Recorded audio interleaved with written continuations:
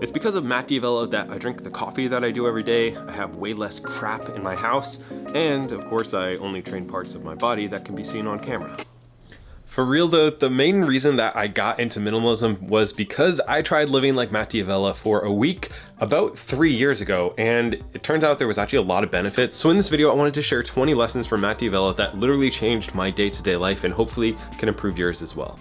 Digital minimalism. The first time I ever heard of minimalism was from Matt D'Avella, and the same thing when it comes to digital minimalism. I eventually, of course, read the book by the same name by, I think, Cal Newport. Extremely good. There's kind of a few lessons from that I've implemented into my life. Things like not checking my phone for the first at least hour of my day, scheduling when I check my emails to twice a day, limiting my social media times directly on the apps to like 30 minutes. And then over the past year, I've stopped watching TV shows because when I watch one, I watch 8 seasons and then I see The Office 3 times and it's a waste. Social media mostly kind of sucks. This has been a recurring theme on Matt's channel, and I've really been putting this into practice a little more recently because I realized that most people just consume on social media, something that I've been doing, and I really want to produce instead of consume, because I can watch like 100 reels in a day, like in half an hour, and I won't remember one thing that I saw. Like, what's the last short or reel that you saw?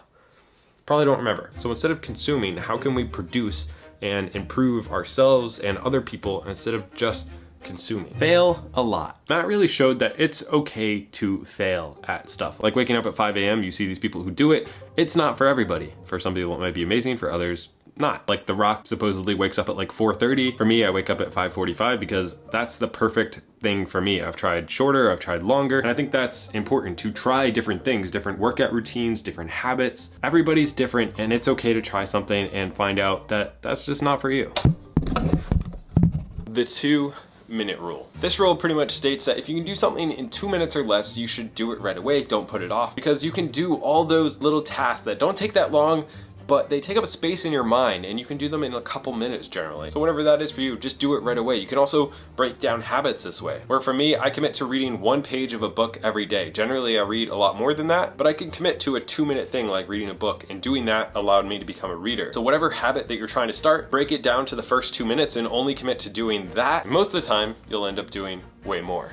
How to get rich and famous fast. Matt absolutely blew up on YouTube like 5 years ago. He started taking his channel seriously around the same time I did. And yet he and other creators I was watching at the time had explosive growth. But now that I look back on it, I realized that they didn't get lucky. Matt's been making videos for well over 10 years, and that allowed him to build up a bunch of extremely valuable skills so that when he did launch onto YouTube and start putting his own work out there, he was able to use all those skills that he built over the last 10 years and become an overnight success and, you know, get lucky. So I realized that I needed to put in a ton of hard work and really build some skills if I ever wanted to, you know, get lucky.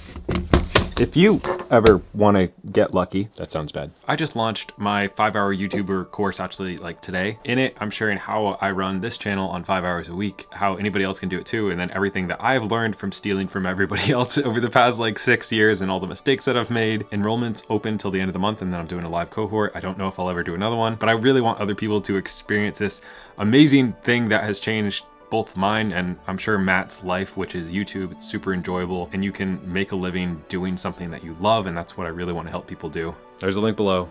Go check it out. I used to be a huge fan of Marshalls. All of my clothes were like 90% off $5 t-shirts, and I never wore any of them because they mostly sucked. And Matt was actually one of the first people that I had ever seen that really talked about just being okay with having simple clothes that really fit you super well, and you don't have to have a ton of them. And it's okay just to, you know, have black clothing all the time, which is pretty much what I have at this point.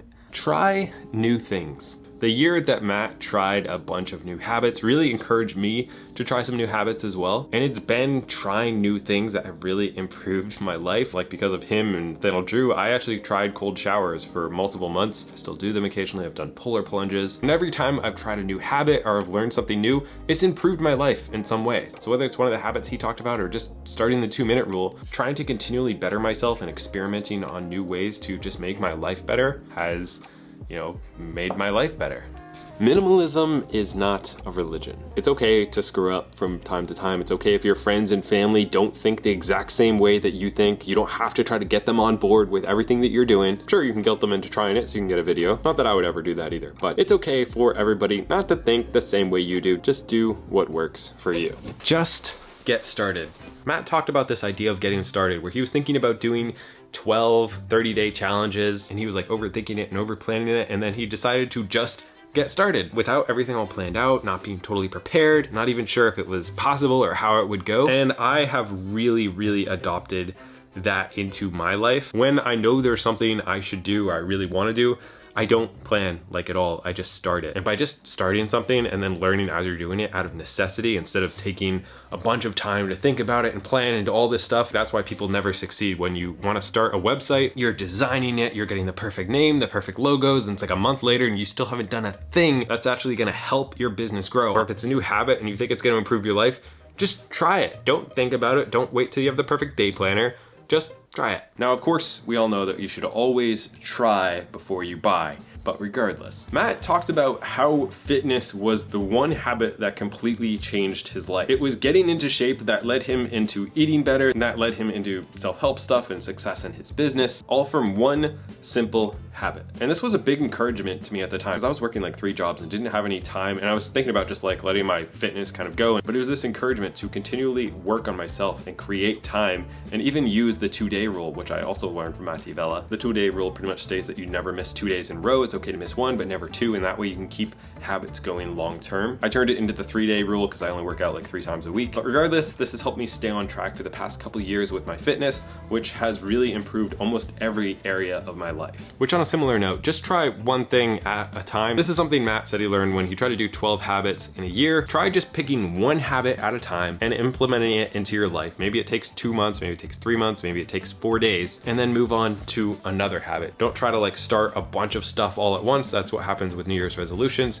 Nobody ever completes them. Just pick one thing and make that a priority. How to make decent quality videos. If you watch my videos, you'll notice 3 different styles from 3 people who I learned how to make YouTube videos from by really just copying their stuff and learning how they do it. The first one, camera movement, which you might notice that I tend to move around a lot because I have a lot of energy. Some of that's from Casey. I have Peter McKinnon, which I got a lot of transitions from. I also learned a lot of techniques from him. And then Matt Vella, where I try to do some cinematic things that I've learned from Matt, along with just all of their different styles and techniques for YouTube. I know I'm a lot less technically good than any of them, but that for me is how I learned stuff. Like at one point when I tried living like Matt for a week, I copied part of his video shot for shot, and doing that showed me how he shot every single one. Mine were obviously way worse, but I learned some skills by simply copying and putting my own spin on something somebody else had done. All right, a couple of quick ones. Our brains don't actually mind hard work. They just don't like the idea of it. If it won't matter in 5 years, don't spend more than 5 minutes worrying about it. You are responsible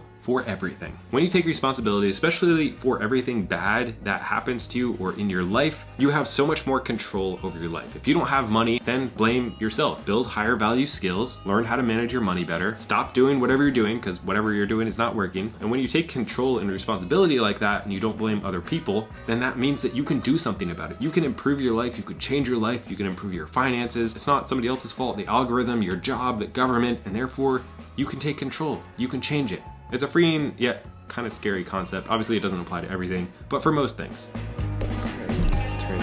Document more. Much like Matt, this is something I regret not starting sooner. It's just documenting things that I'm going through, my own life, whether it's just for my personal use, or especially for this channel, it would have been nice if I could like find any pictures of myself because I hated having pictures taken, never mind being on camera. I didn't write down any journals. I have like nothing until a couple of years ago. So just documenting my life more is something that I'm really trying to do, especially this year. Don't forget to subscribe. I think that's the end. We're good. That's a wrap. I think you're supposed to do that at the beginning of a video. All right, Gabe, enough's enough.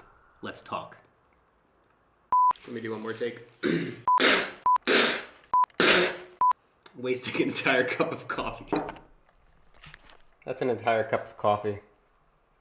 What's behind here? My Apple display.